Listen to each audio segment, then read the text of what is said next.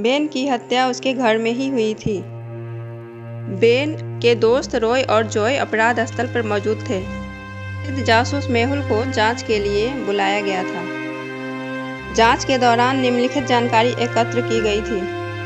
Joy के पास एक पीली कार थी, जॉय के पास लाल कार थी और बेन की हत्या कर दी गई थी एक काली कार थी जिसे एक हफ्ते के लिए उसकी जगह पर पार्क किया गया था। पूछताछ के दौरान रॉय ने कहा, मैं आज सुबह जल्दी ही अपना कार में आया। जब मैं आया तो रॉय की कार पहले से ही वहां खड़ी थी।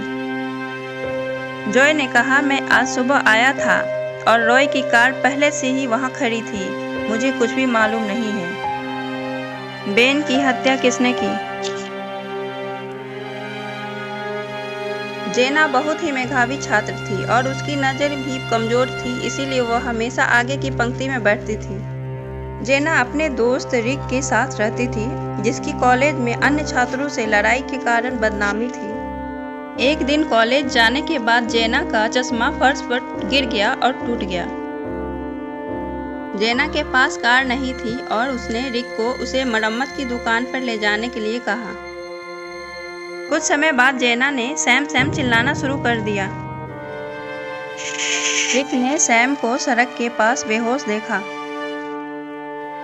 दोनों कार से नीचे उतरे और सैम के पास चले गए। सैम मर चुका था।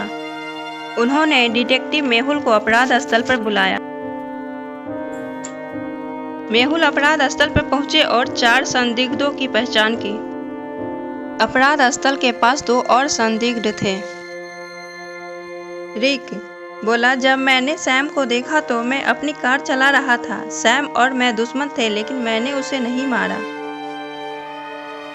जेना बोली, मैंने देखा कि सैम फर्श पर लेटा हुआ है और मैंने रिक को कार को रोकने के लिए कहा।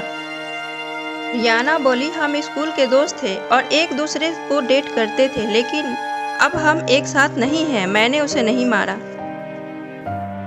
जैनी बोली, मैं वहां से गुजर रहा था, मुझे कुछ नहीं पता। मैं जेना की चीख सुनकर यहाँ आया हूँ। उनकी बयानों को सुनकर क्या आप अनुमान लगा सकते हैं कि यह हत्यारा कौन है? आंसर कमेंट बॉक्स में दें।